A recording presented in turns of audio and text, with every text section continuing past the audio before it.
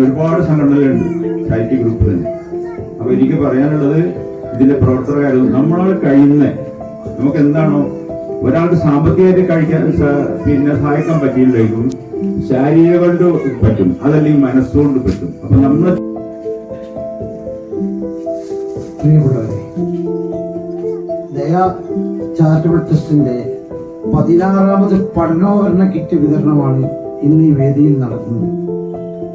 അതിന്റെ കൂടെ നിർധന രോഗികൾക്കുള്ള ധനസഹായം, അതുപോലെ നിർധന രോഗികൾക്കുള്ള ഭക്ഷ്യക്കിറ്റ് വിതരണം, വസ്ത്രവിതരണം, ഇതൊക്കെയാണ് ഇവിടെ നടക്കുന്നത്. പലരുടെയും സഹായങ്ങളാൽ ഞങ്ങളുടെ ശ്രമത്താൽ സ്വരൂപിച്ച് നടത്തുന്ന പരിപാടിയാണ് ഇത്. വർഷത്തിൽ ഒരു പരിപാടിയായിട്ടാണ് ഞങ്ങൾ കഴിക്കുന്നത്. 15 വർഷമായിട്ട് മുടങ്ങാണ്ട് കഴിച്ചു. ഇനി 16ാമത്തെ പരിപാടിയാണ് ഇന്നിവിടെ നടക്കുന്നത്. പല നാട്ടിലുള്ള പല ദേശങ്ങളിലുള്ളവരുടെ മക്കളെയാണ് ഞങ്ങളെ ശ്രമത്താൽ, മറ്റുള്ള സാധാ മക്കളെ മാതിരി പഠിക്കാനൊരു സാഹചര്യം ഞങ്ങളെ ശ്രമത്താൽ ഉണ്ടാക്കണം. അത് കഴിഞ്ഞ മനുഷ്യൻ പുറത്തിറങ്ങാത്ത കൊറോണ കാലത്ത് പോലും അത് മുടങ്ങിയിട്ടില്ല. അന്ന് പരിപാടി കഴിക്കാൻ കഴിയാഞ്ഞിട്ട് ഞങ്ങൾ ഓരോ വീട്ടുകളിൽ എത്തിച്ചു കൊടുത്ത് ആ പരിപാടി നടത്തിയിട്ടുണ്ട്. അതുപോലെ തന്നെ ഇനിയും ഡിസംബറിൽ നമ്മളെ കിറ്റ് വിതരണം ഉണ്ടാവും. അത് ഓരോ വാർഷിക ആചരണങ്ങൾ ഉണ്ടാവില്ല, ആഘോഷങ്ങൾ ഉണ്ടാവാറില്ല. അതുപോലെ മാസത്തിൽ കൊടുക്കുന്ന ധനസഹായങ്ങളും ഭക്ഷ്യക്കിറ്റ് വിതരണം, ഭക്ഷണ വിതരണമൊക്കെ അത് അതിന്റെ രീതിയിൽ നടക്കുന്നുണ്ട്. ഇങ്ങനെയൊക്കെ നടത്താൻ കഴിയുന്നത് ഇവിടുത്തെ വ്യാപാരികൾ, മറ്റു ആളുകൾ, ഇവരുടെയൊക്കെ അകമഴിഞ്ഞ സഹകരണം കൊണ്ട്. കാരണം നമ്മളൊക്കെ ഒരു വ്യാപാരിന്റെ അടുത്ത് പോകുമ്പോൾ ചിലപ്പോൾ ഒരു രൂപന്റെ കച്ചവടം പോലും നടന്നിട്ടുണ്ടാവില്ല.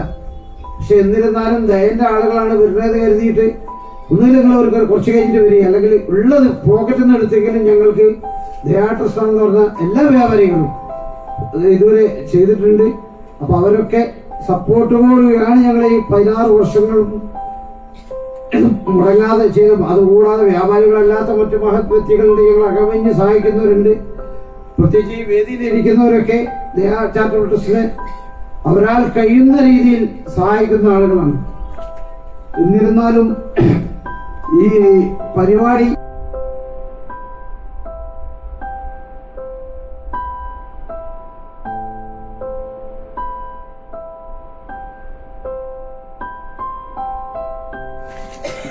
നമ്പർ നോക്കണേ.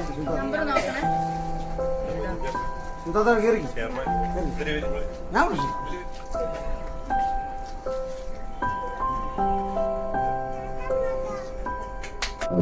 അപ്പൊ ആ ഷെറീന ഹോട്ടലിൽ ചെന്നിട്ട് ഇപ്പൊ നിങ്ങൾ കുട്ടികളൊക്കെ കൂട്ടുമിസിന് വീട്ടിൽ നിന്ന് ഭക്ഷണം നൂഡിൽസ് എന്ന് പറയുമ്പോൾ നമ്മൾ പോകുമ്പോഴൊന്നുമില്ല, പട്ടിണി മാത്രമാണ്. അപ്പോൾ വിശന്ന് ഇരിക്കുമ്പോൾ നമ്മൾ വയറ് ചുരുക്കി ഇരിക്കാൻ പറ്റും. അത് ഇപ്പോഴും പഠിച്ചിട്ടുണ്ട്. കാരണം ഷോപ്പിൽ ഇരിക്കുന്ന സമയത്ത് ചിലപ്പോൾ ഇരിക്കാൻ പറ്റും.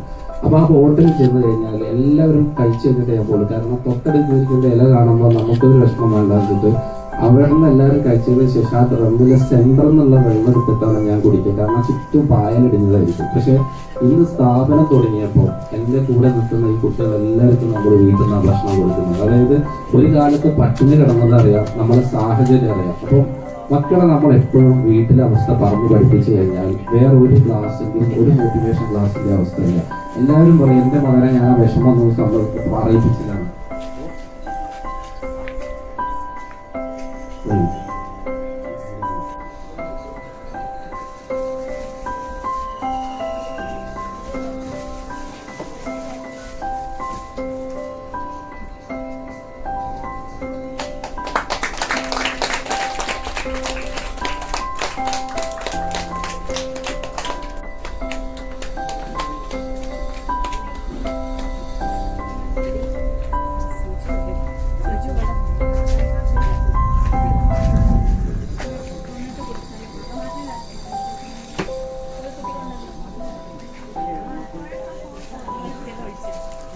അതിഥികൾക്ക് ദയയുടെ ആദരമാണ് അടുത്ത ചടങ്ങ്. അത് നൽകുന്നത് നമ്മുടെ ഡയറക്ടർമാരാണ്. ഈ ആദരം ഏറ്റുവാങ്ങാൻ വേണ്ടിയിട്ട് നമ്മുടെ എല്ലാവരുടെയും സമ്മതത്തോടെയും ആശീർവാദത്തോടും കൂടിയിട്ട് നമ്മുടെ